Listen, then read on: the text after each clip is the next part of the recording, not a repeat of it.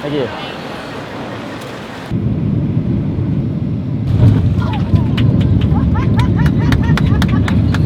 Welcome to Buenos Aires. For your safety and in accordance with regulations, you remain seated with your seatbelt fastened. Missing someone.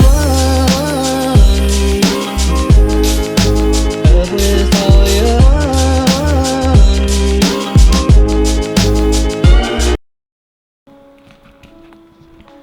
I don't know whose cat that is. Missing someone. Buenos Aires is a city with some kind of crazy people. Cheap food. Just bought 2 empanadas for $1 each. So far, Buenos Aires gets an A+ in my book. And some amazing dancers. So when I stepped off the plane, I was ready to get my hands dirty, to try and discover the best and worst parts of this city. And you did it right from the start. I had a friend who lived there that told me my first stop should be La Feria de Mataderos, which literally translates to the Slaughterhouse Festival. That seemed like a good place to start.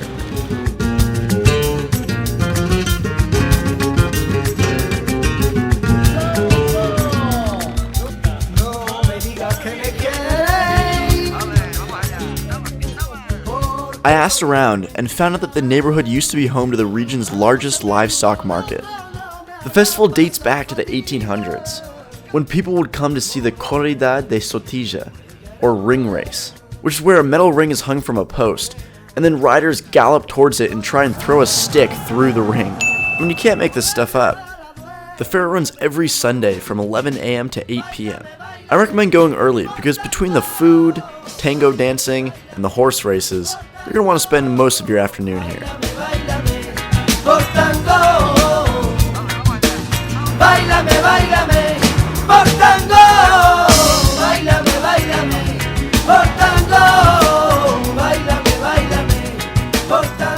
So right now I'm at the Mercado San Telmo, which is a local market that people have been shopping at since 1897. Here you can buy everything from food and produce to shirts and toy cars. If you're in the area, I definitely recommend checking it out, grabbing a cup of coffee and trying one of their delicious pastries you can get at any one of the bakeries located here at the market.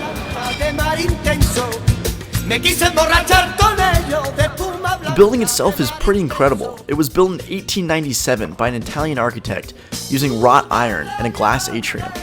Definitely a cool place to grab breakfast. So I just learned from my Uber driver that one of the reasons there aren't that many Ubers in Buenos Aires is that the taxi drivers hate them so much they actually throw bricks at their cars and in some cases even set their cars on fire, which is absolutely insane.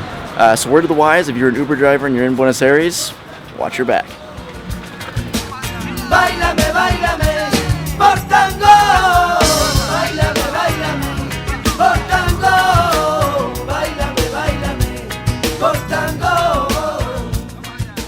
So what you're seeing behind me is the Recoleta Cemetery, which was established in 1822 and houses over 4,500 vaults, each of which can contain an entire family of 4 or 5 people. So you guys do the math, it's like over 10,000 bodies are buried here. You can see some of them are very impressive. You might not think to visit a cemetery when you're traveling, but this is definitely on my list of things to do in Buenos Aires.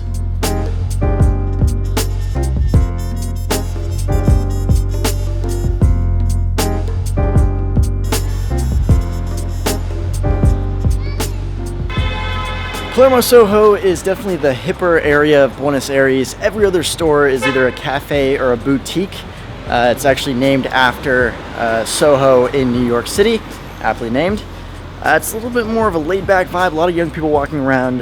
Definitely very safe. Overall, I like it. It's a little bit more touristy, but not to a fault. I think it's a good spot.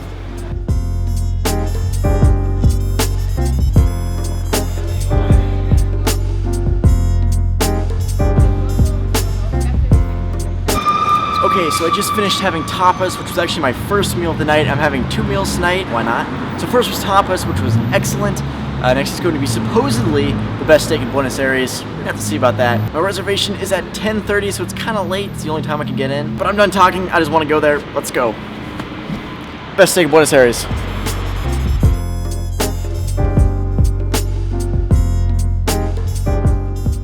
So the place that I chose was called La Carniceria, which is supposedly the best all-around steak experience in Buenos Aires. It was actually recommended to me by my mom, who's a chef. Thank you, Mom. But anyway, this is definitely one of those places you have to go to before you leave Buenos Aires. The staff was friendly, the gin and tonics were delicious, and of course the meat, which is just that mouth-watering, fall off the bone, perfectly cooked. It's really insane. Awesome place, definitely check it out. Well, that was definitely the best meal I've had so far.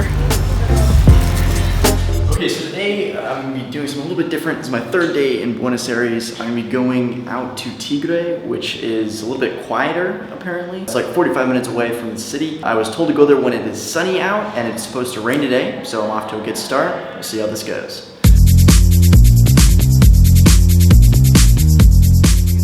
The goal of Tigre was to get outside of the city, to get a little bit better idea of what the rest of the country is like. My plan was lunch, and then check out the Naval Museum, which didn't exactly go as planned.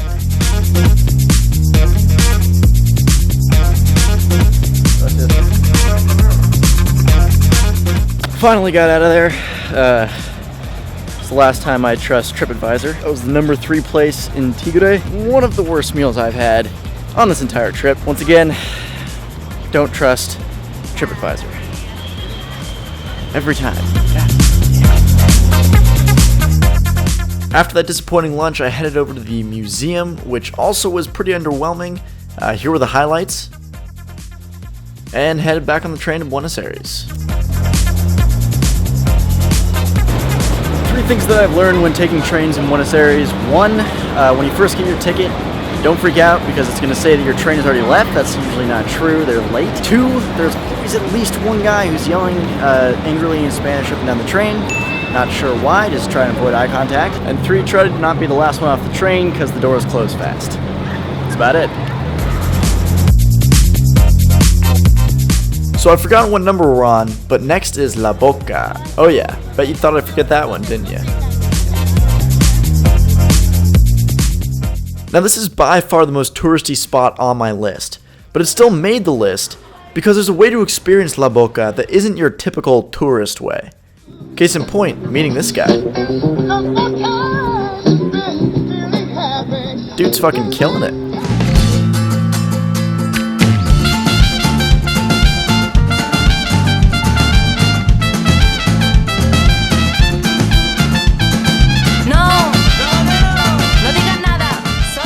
So no video about Buenos Aires would be complete without tango dancing, and the Catedral is second to none. The atmosphere itself is so good that when you walk into the room you just feel cool, and I wasn't even doing anything. I mean, good drinks, even better dancers, what more do you want? They even offer beginners classes if you're feeling adventurous.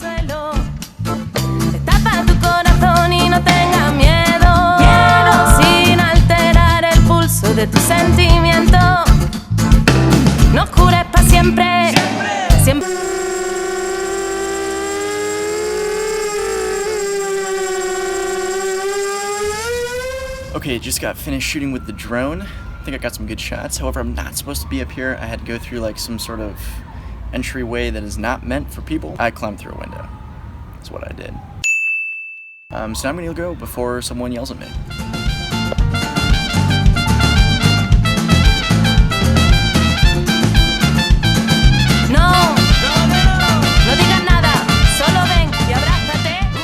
Despite its name, Cafe San Bernardo is a lively bar located just on the edge of the Balvanera district. It's one of the best places to meet locals, and one of my favorite quotes about it goes something like this: "Tuesday night at Cafe San Bernardo is a hipster dreamland, with not a gringo in sight, providing cheap drinks, dreadlock DJs, and a wild ping pong competition.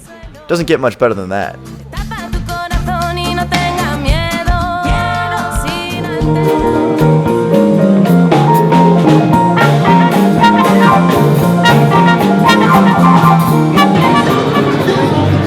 This was definitely unexpected. Number 10 are the festivals.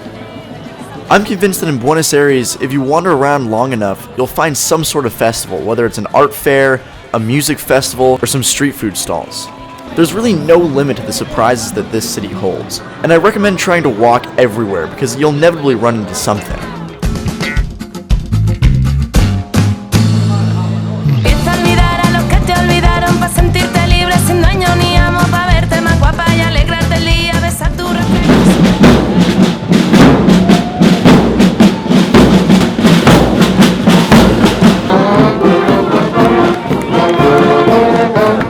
I have no idea where they're going. I'm just gonna follow them. See what happens.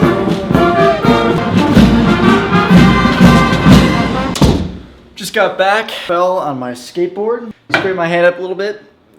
Not that bad. Somehow I managed to save the camera through a miraculous Spider-Man flip fall. Fortunately, I wasn't filming at the time, which is a bummer. But hey, maybe next time. I hope I don't fall again though.